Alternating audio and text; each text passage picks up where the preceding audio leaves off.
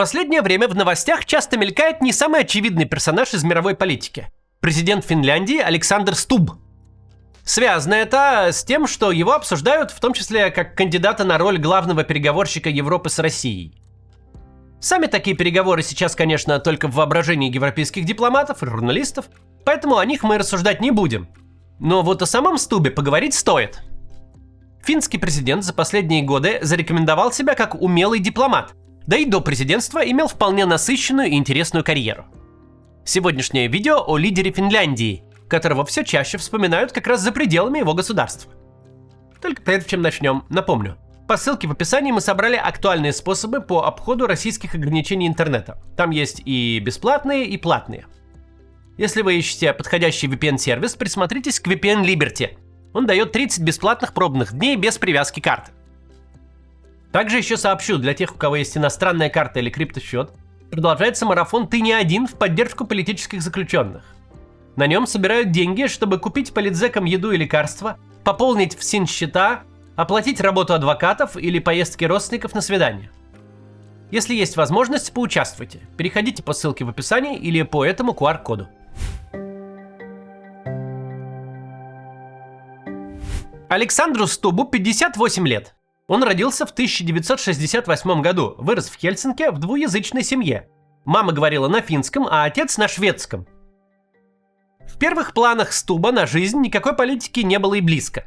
Он рассчитывал построить карьеру в спорте, причем не абы где, а в Америке. И шансы у него были неплохие. Отец Стуба работал скаутом, то есть искал игроков для Американской национальной хоккейной лиги, НХЛ. Соответственно, сначала будущий президент собирался играть в хоккей. Но затем увлекся другим спортом с клюшкой – гольфом. И благодаря этому увлечению на год уехал в Америку по обмену, а после университета рассчитывал заняться спортом уже профессионально. Но, как это часто происходит с подающей надежды молодежью, втянулся в политику. Защитил диплом по политологии и вернулся домой работать по специальности. Первые годы Стуб работал в финском правительстве, в том числе в Министерстве иностранных дел, а также преподавал. Затем он прорвался уже в Европейскую комиссию в Брюсселе. Но все эти должности были не политические. Первым же политическим постом Стуба стало депутатство в Европарламенте, куда он избрался еще в 2004. Известность Стуб набирал быстро. Всего 4 года спустя финское правительство назначило его министром иностранных дел, а затем министром по делам Европы. А в 2014-м Стуб стал премьер-министром, выиграв выборы лидеров своей партии консервативного толка – Национальной коалиции. Надо сказать, такой стремительный политический рост – ситуация ни разу не типичная для системы, где у рядового функционера годы уходят просто на то, чтобы закрепиться. Тут стоит сделать важную ремарку. В Финляндии мало того, что часто меняются премьеры, так еще и правящие коалиции меняются не реже. Пропорциональная парламентская система как-никак. Вот и Стуб на посту премьера провел меньше года.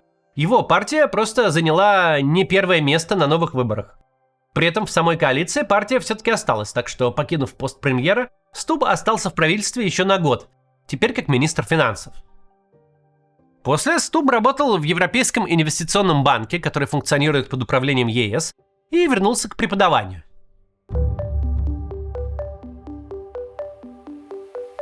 Александр Стуб стал президентом Финляндии в 2024.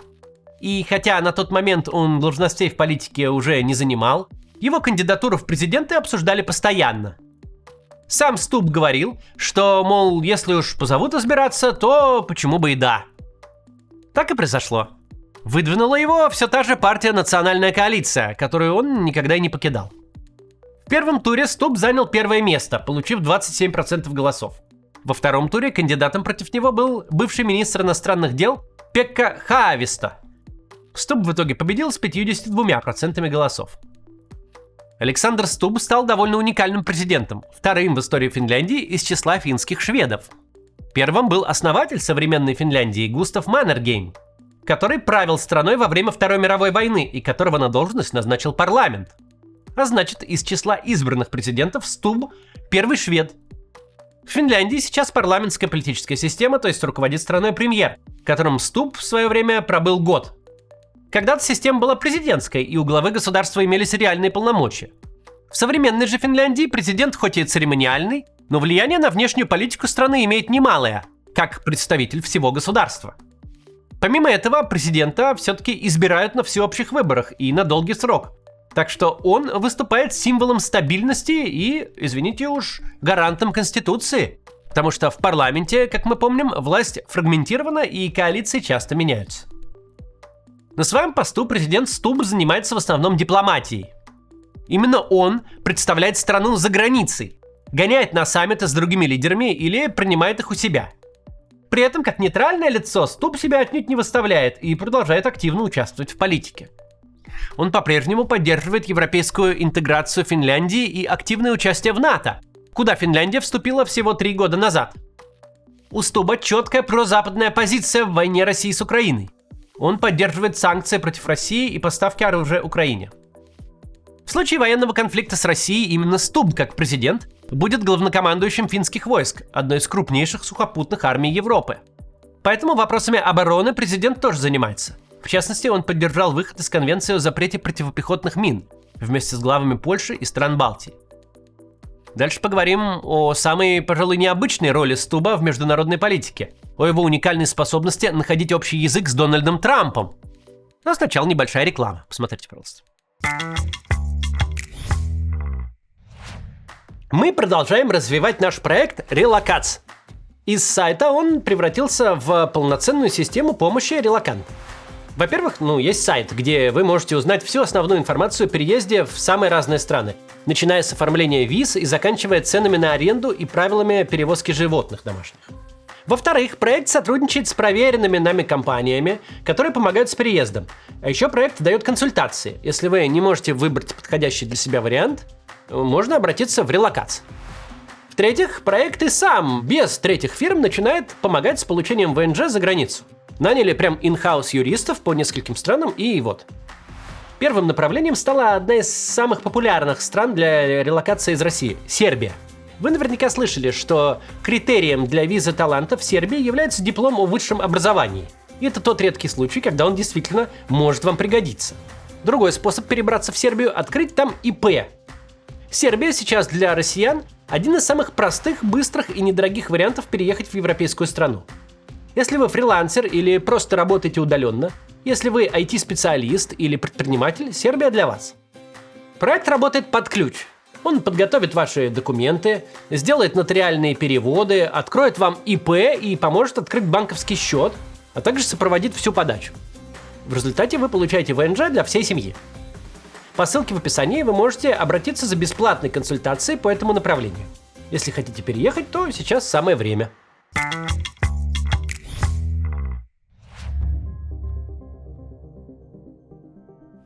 Спасибо, что смотрите рекламу. Продолжаем.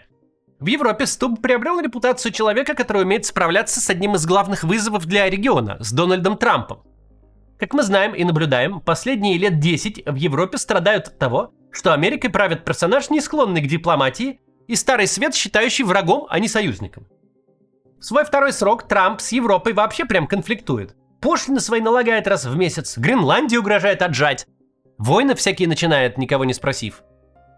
Бесчетное число европейских лидеров пытались найти с Трампом общий язык еще до нынешней напряженности.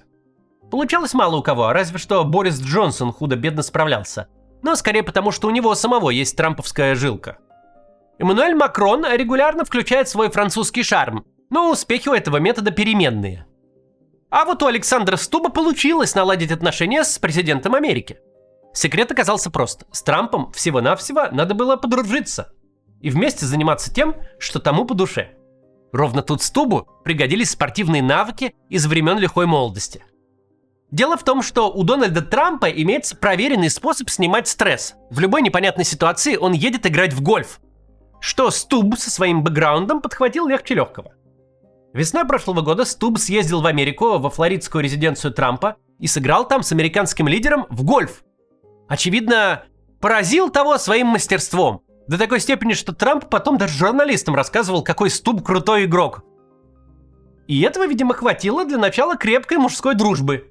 Как потом писал Wall Street Journal, с того момента Стуб и Трамп начали обмениваться смс-ками и звонками, в том числе и по ночам. Американский президент вовремя не засыпает, предпочитая в это время постить всякое в интернете. Теплые отношения Стуба с Трампом позволили Европе наконец-то наладить какой-никакой канал связи с Трампом и его этим вот подвижным сознанием. Именно Стуб теперь транслирует лидеру США европейскую позицию по всем вопросам. Хоть насчет войны в Украине, хоть относительно саммита с Путиным в Анкоридж. И это, надо сказать, возымело эффект. В прошлом году Трамп стал активнее критиковать Путина и пообещал продавать Европе оружие для Украины. Конечно же, и о своей стране Стуб не забыл. Например, как-то заключил с Трампом сделку, по которой американская береговая охрана будет закупать у Финляндии ледоколы. США они нужны для Аляски и, в принципе, для защиты американской и европейской Арктики. Конечно, никакой стабильности в поведении Трампа нету по определению, но оказывать на него некоторое влияние – это редкий навык среди европейских политиков. И у Стуба он есть.